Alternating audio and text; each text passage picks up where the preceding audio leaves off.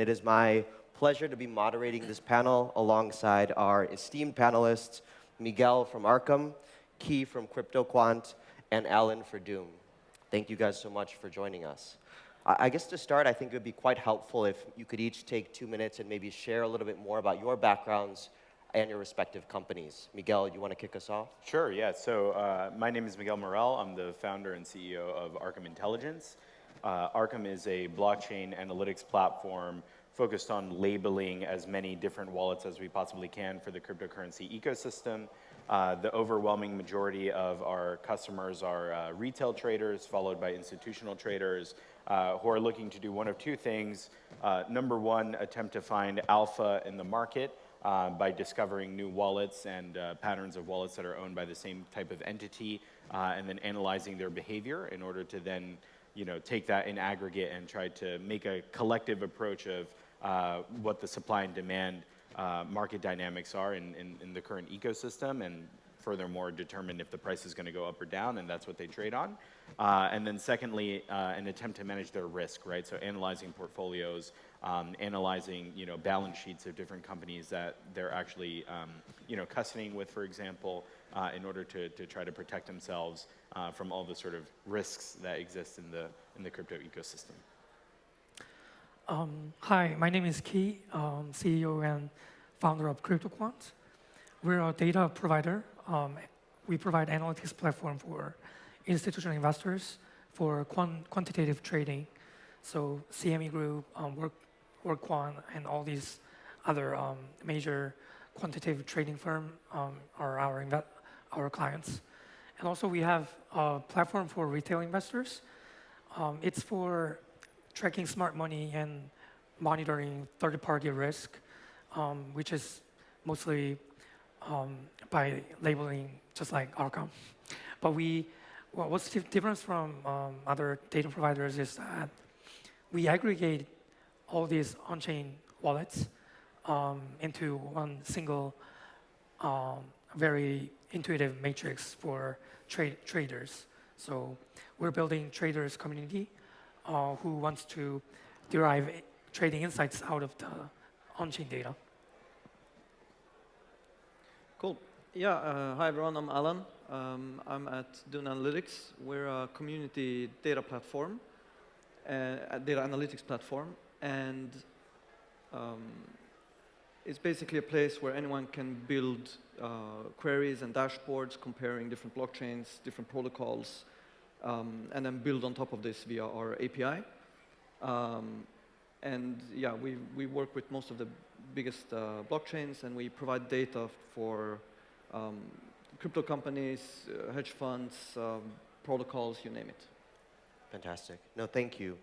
And I'm super excited for this panel. I think you guys should be too. And really the reason for that is, if you think about it, blockchains fundamentally are a database and data structure innovation. And so the topics that we'll delve in today, some of the questions that we'll ask will be where we're seeing the most innovation at that data structure layer, whether it's things like data privacy, the impact of AI on data, data ownership, data ingestion. So with that, I think let's get into it, maybe starting with data privacy, right? There is, at least today, a fundamental trade-off between uncovering or surfacing data and maintaining data privacy. I think on the trading side, it's quite apparent, right? Where if I'm doing some activity on chain, you as the third-party observer would see exactly what trades or pools that I participated in, which isn't necessarily ideal, right? And so there are areas looking to address this space, categories like FHE, where you can compute over encrypted data, mixers, obviously, where you can obfuscate flow. But I guess the question for our panelists really is, this trade-off that I've been describing, is this a given in blockchain, something that we need to accept? Or do you see a world where both of these goals are achievable together? I can go first. We tend to get this question a lot. So, the interesting thing is I think that fundamentally blockchains do in fact have this paradox where they are both simultaneously sort of meant to be very transparent, immutable, and very auditable. But at the same time, they also have the sort of inherent characteristic of pseudonymity, right? And so when you build a piece of technology that is both meant to be incredibly transparent and auditable, but at the same time, by default, gives the user a sense of a sense of privacy via pseudonymity, I think you basically then end up attracting the kinds of people and the kinds of users who like both. You end up getting a huge camp of users and of people who are like, I love crypto because it's super transparent and super auditable. We should be using blockchains in order to make sure that this data is legitimate, that people cannot mess with it, and in order to provide a certain amount of data security by the fact that it's so difficult to, for example, go back and alter the Bitcoin blockchain, for example. That data is there; it's there permanently. Once the block has been mined, it's nearly impossible to go back and edit without reaching consensus. And so, but on the other side, you then end up getting all of the sort of privacy type folks who want to use the kinds of use cases and applications that are yielded from having a kind of technology where somebody can transact in a financial matter, with pseudonymity, right? And so I think the answer to this is that both of them exist in parallel. It's a little bit paradoxical, but to answer your question, I do think that they will continue to exist in a very similar kind of way for the foreseeable future. And so my vision for the way cryptocurrency is going to go is that it'll be very similar to kind of like the broader internet, right? The broader internet is very transparent. People use their real name accounts on Instagram or Facebook or Twitter or whatever. Those who won't choose to be pseudonymous can do that, right? There are plenty of sort of anon accounts and anonymous kinds of tools like Tor and VPN and other sorts of services that people can kind of opt into. And I think that cryptocurrency will go the same way. I don't think that privacy tools or ways of people maintaining their privacy will disappear. I think people will continue building that kind of technology. I think those who are interested in using it will continue being able to use it. It's not going to go away permanently. And I think that that's also how it should be. If you want to opt for a more kind of private financial setup, you should be able to do that, right? And people do that within the cryptocurrency industry. However, I do think that will continue to exist in parallel with the other fundamental characteristic of blockchains, which is transparency and auditability. I think the market will decide the technology adoption. So there's a Monero, Zcash, all these ZK fully, it guarantees privacy for your transactions. But some people use it, some people don't. So I think market demand will tell us what to build. For example, if CBDC and stablecoins, it gets adopted, you purchase orange juice in the convenience store, right?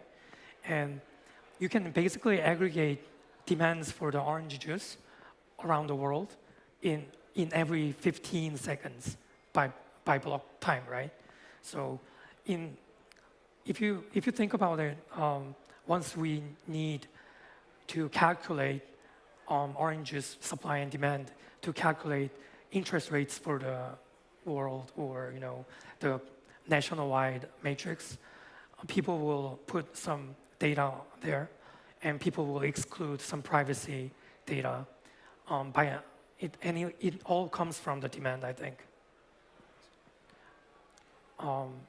Yeah, that's it. Yeah, I agree. I think it's nice that there's different alternatives, but I agree with Miguel's point about there's a lot of transparency and auditability of this. So I think what's cool about this is that you can actually you can see what data you have left traces of on the blockchain, and then you can kind of choose if this is something you want to continue doing or not. So you can choose to either keep participating in that blockchain and leave that data behind, or you can not do it or move to something that's more kind of privacy focused with all the trade-offs that entails. And I think this is a big shift from my data on Facebook or Instagram or Twitter or whatever. like there's GDPR, but I don't really know what data they have on me and how they're using it.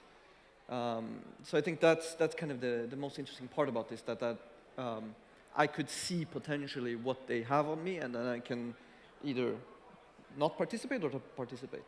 Yeah, I agree with Key. I think to add to that point, it definitely is true that I like calling it, you know, the market's revealed preference, right? There are plenty of people who make these claims online about, you know, the people want X or the people want Y, and really what they're trying to say is, I think this is a good idea and I think this is what the industry should look like. It actually has nothing to do with what everybody else thinks. And I think that really shines through in these sorts of things. Like, you know, if people want to use privacy coins, privacy protocols, you know, privacy tools, et cetera, they will go and do that, and that will show in the market. Sure. The reality is that, you know, things that are, you know, ultra transparent are just way more successful. That's just the reality, right? If you look at the tools, you look at the coins, et cetera, all of the things that are, you know, the largest things in the market, you know, most of them have absolutely nothing to do with privacy, right? And that's just the market's preference, right? And that's not even talking my own book. That's not talking, you know, our preference or anything. I think there are other things that, for example, I don't agree with that, you know, have become ultra successful. Like, the people want meme coins. It's just like the truth. Like, these things have insane market caps. They grow like crazy, and the reality is that people care more about investing in like cat memes than they care about privacy, because those things have way more of a higher market cap and more trading volume, right? And so I think the market, for better or for worse, does in fact show its preferences and what it thinks is good ideas or useful or important or whatever, compared to other sorts of things. And you know, the transparency camp right now is winning. Makes sense. Makes sense. Okay. I want to maybe switch gears a little bit and unpack one of the comments that Alan made, because I think it dovetails very nicely into another topic that we should discuss, which is data ownership, right? You know, I think there are companies that we've seen in the space working towards giving individuals ownership of their data and the economics associated with it, right? Even within our own portfolio, we've invested in Cookie3 and Snickerdoodle, which are at a high level working towards this objective, right? And, you know, in my opinion, it's a worthy objective, but sometimes feels a little bit far out.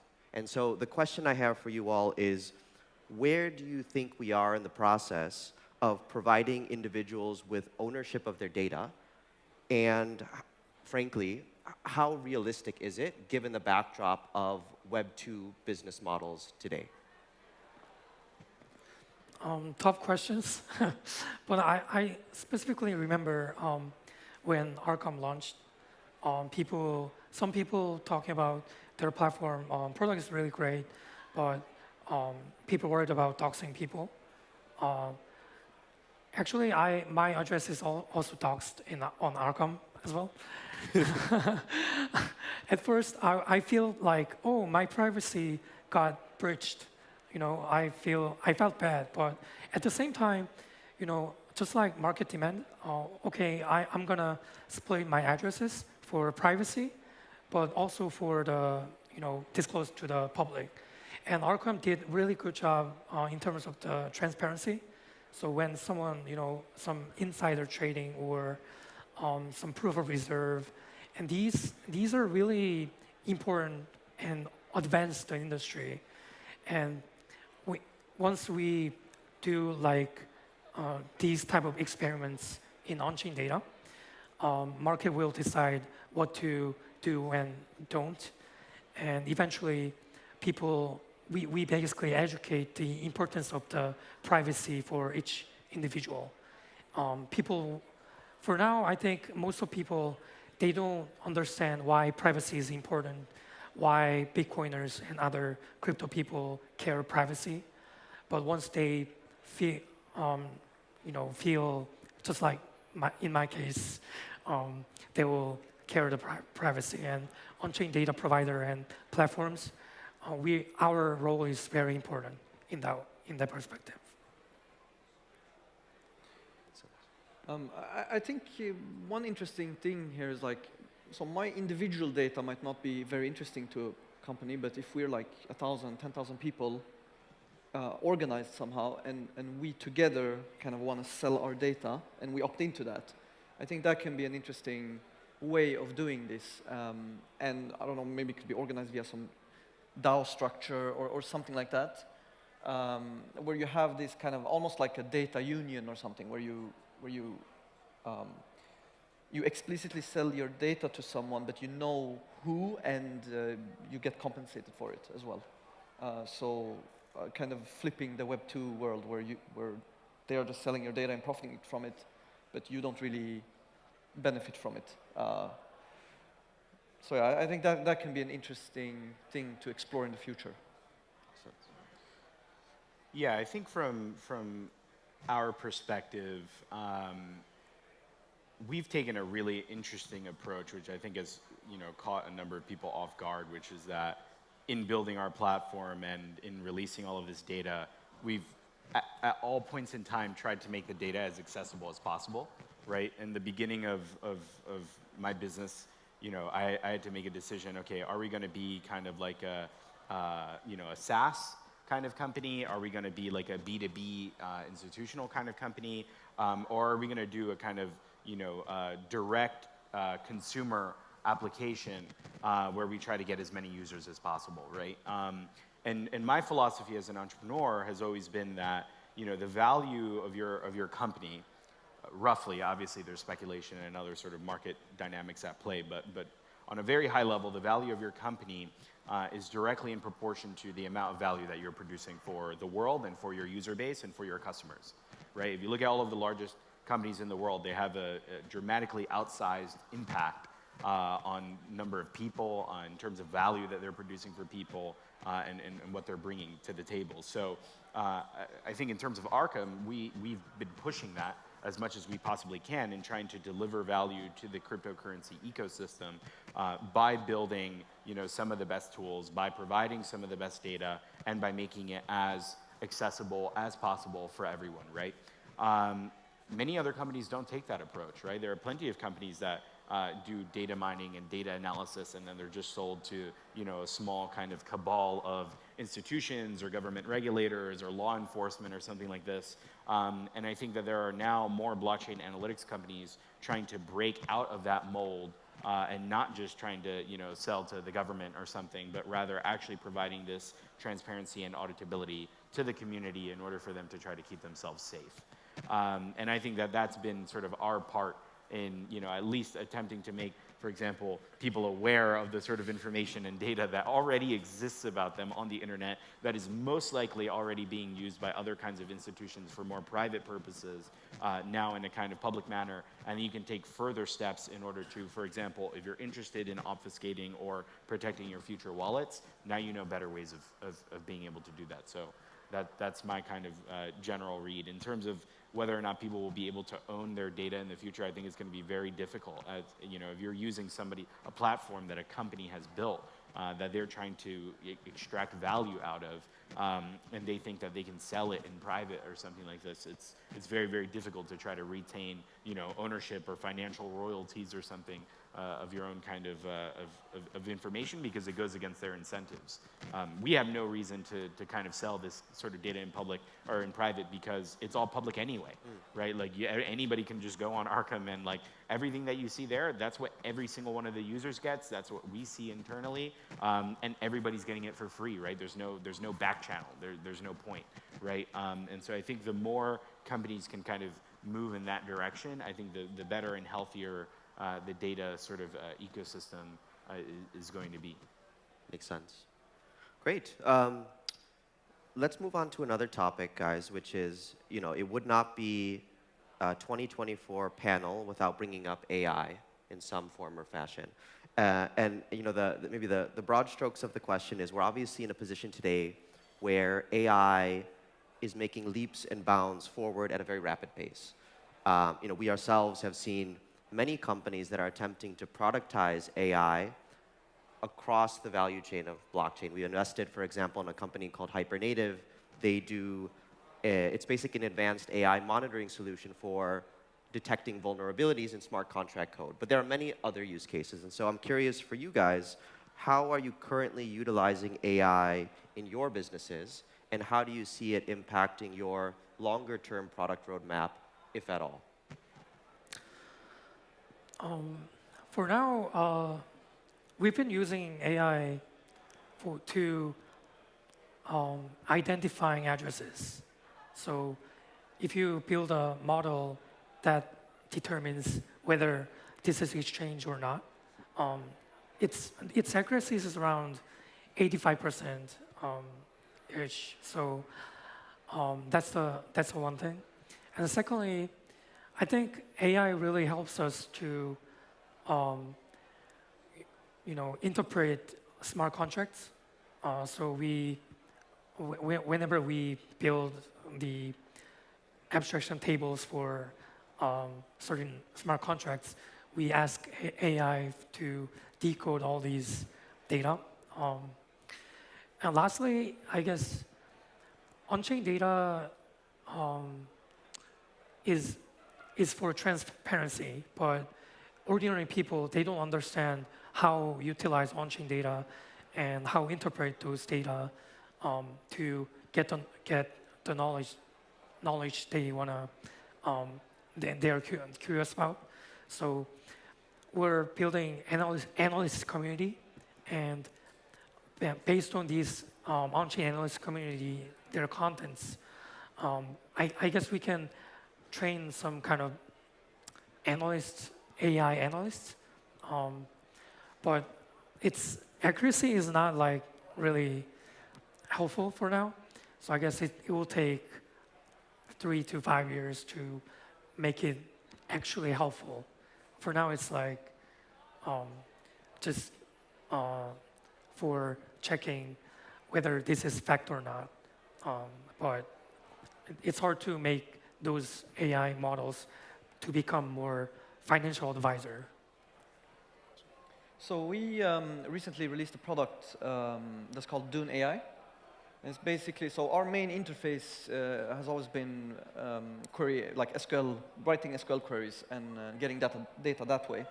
So with Dune AI, you can basically chat with our data.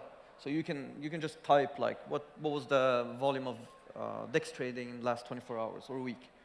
So I think that's kind of a cool first step we've taken in making our using AI to make the UX better. And our mission is to make crypto data accessible, and I think that's kind of I don't think everyone will be able to write SQL queries, but almost everyone will be able to write sentences to get data. And then I think more long term, I think AI can help us with discoverability as well.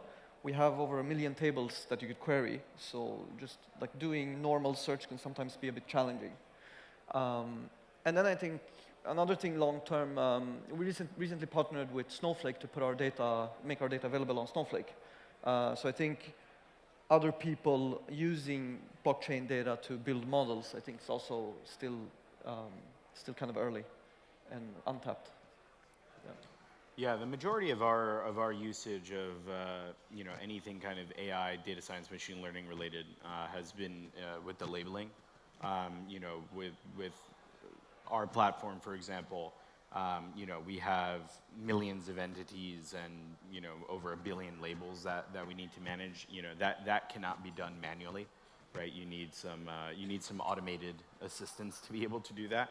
And so actually, ever since the beginning of our company, we have been using different sorts of machine learning tools and AI in order to do, for example, automatic categorization of wallets, on the most kind of basic level.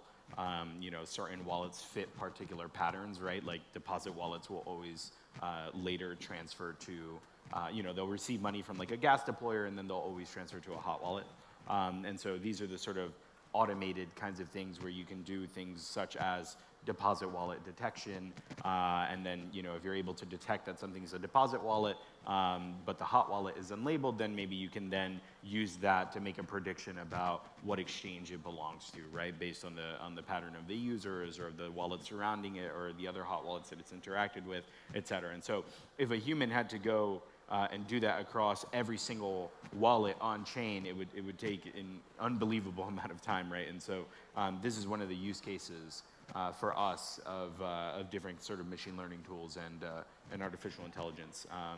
We also have a front end kind of more user-facing application for it as well, which is called the Arkham Oracle, where people can do similar things where you can type basic queries in about things that you're interested in. If you have difficulty searching through our platform for something in particular that you're looking for, which has the ability to answer questions and respond like this. But I agree with Key that we're still a pretty long ways out before these teams can start giving like financial advice or something like this. I think it'll be a while. Not financial advice. Yeah. Got Yeah. it. Okay. Cool. Let's move forward, guys, and I'd love to talk a little bit about data ingestion. Right? I think a lot of you guys obviously do a lot of work when it comes to on-chain data, organizing, querying, labeling things that have come from, in effect, the core consensus. I think another interesting problem in data is how do we ingest real-world data from off-chain to on-chain? Because I think that presents two very unique problems that need to be solved. One is ensuring the validity of that data through things like, let's say, ZK-ML. And the other is, how do we ensure the trustlessness of our data oracles through, for example, eigenlayer AVSs? And so I'm curious to get your guys' view on this topic. How do you see the ingestion of real-world data evolving? And how do we solve these two problems? How do we verify data being submitted on-chain in a trustless manner? That is a really tough question. I think that this is something that we often have to solve for because, yes, there are occasions where you use exclusively on-chain available information in order to, for example, find the label of a wallet. But oftentimes at Arkham, we also have to use off-chain information in order to do that, right? Going through things like court filings, going through Twitter or other sorts of services, and so that is a situation where being able to do that off-chain data sourcing in an automated way where we can verify the validity of the information, that's a problem that we still need to solve for, right? That is a problem where you still need to hire people to sift through the data, analyze it themselves, verify it themselves, et cetera. It's not something that is yet automated or done by the community or done by a decentralized oracle or something like this, though it is in our plans, right? And it is something that we have, publicly stated that we are interested in doing because it would obviously be a massive benefit to our business and to our users, right, and to the ecosystem as a whole. But I think it's incredibly difficult. And my response to that is, that problem of sort of in a decentralized way being able to bring off-chain information because of the fact that you need to verify it and validate that the information is correct. This is something that is still needed to be done by a human and cannot yet be done in a decentralized way, in a way that's not, for example, susceptible to fraud or attacks. Right, like some people say, well, you can put the information up online and then have people vote on it, but then how do you not get manipulation, for example, right? And so there's a lot of these sort of edge cases and other kinds of problems that mean that it's incredibly difficult to do this in a decentralized manner. I think it's almost impossible to make trustless for off-chain data. So we might need some kind of semi-trustless, not trustless, but decentralized way. So in order to achieve this level, I think the future should be, we need to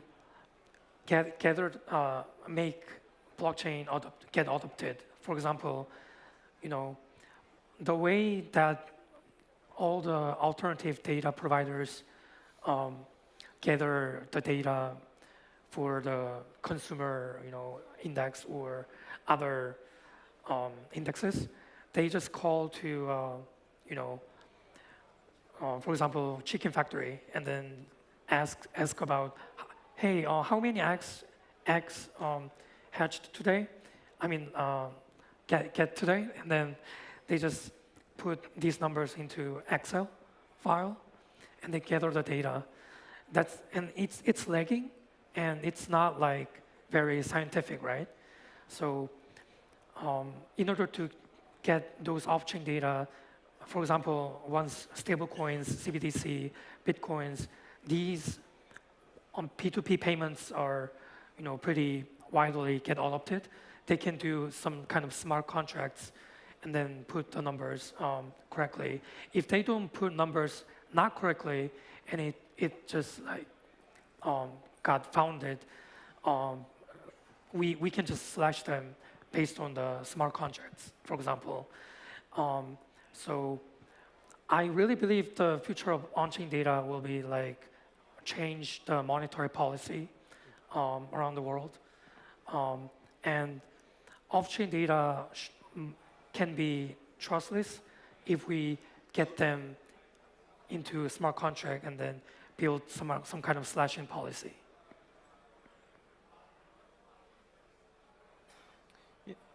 Yeah, I think I agree. This is not a easy problem. It's a difficult problem to solve.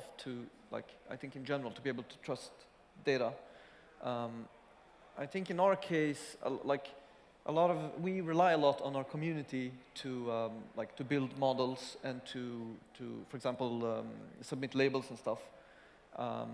And I think that's one way of trying to validate data. Anyone can make a mistake, but then anyone else could also say that the other person made a mistake. So you have this sort of very rough social consensus on that this is correct or not.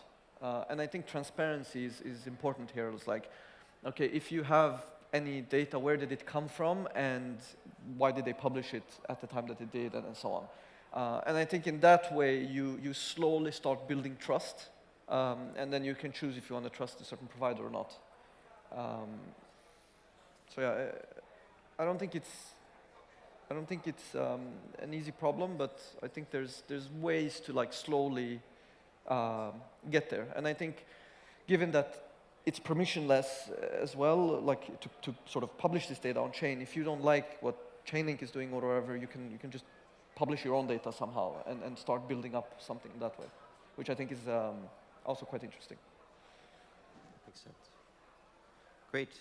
We're just coming up on time here, guys, so maybe one final topic that we can discuss is data in the context of this multi-chain world that we live in, right? And I think the backdrop here for the audience is, I think it's fair to say that historically, EVM has been the de facto standard when it comes to data. But with the rise of Solana and others, data standards may need to change. And frankly, for an application layer developer, new problems arise where different chains means siloed data, means different data standards, means event logs being emitted from these different chains. They may not even be called event logs, whatever the nomenclature is for respective chains. The point is, the data problem, data structuring problem becomes that much more complex. And so I'm curious to get your guys' view. With the rise of Solana and others, how do you see data standards changing? And I guess for a dApp developer building multi-chain, how do they maintain a holistic overview of their data across different chain environments? Yeah, I think Solana has really shown that you can there's an alternative to the EVM that people really care about. And I think this kind of creates the potential for more of these alternatives, like Solanas, basically, that are not, that work in completely different ways and have different data models. And obviously, this makes our lives as data, that are doing data ingestion much harder. But I think one thing that we can also try to solve is to try to create a kind of a unified model for what is an event log, or for example, what is a trade on a DEX? How do we define that cross chains?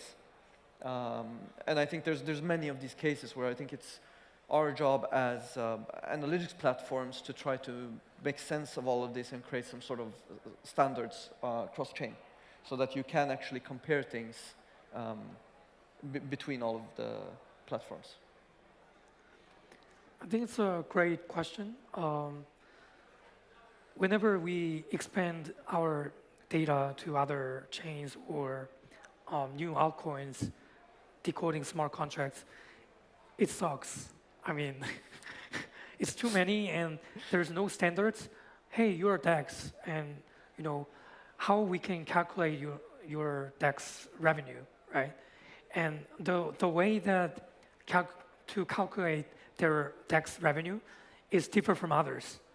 Every DEX have different protocols. So I think some leading on-chain data provider, maybe Dune, should do some kind of build some kind of on-chain data alliance, and then say, hey, this is just like ERC20.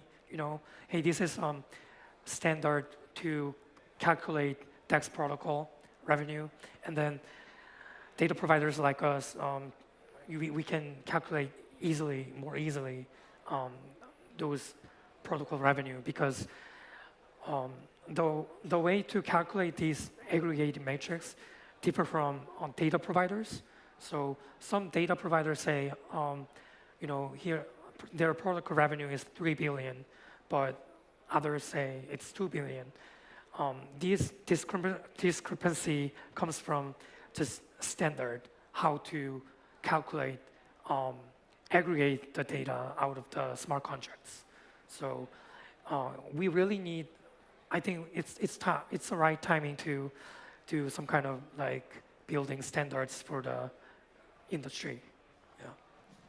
Yeah, I think for us, we started with Ethereum, and we initially only supported Ethereum in the beginning, and then over time we have added significantly more EVM and non-EVM chains as well.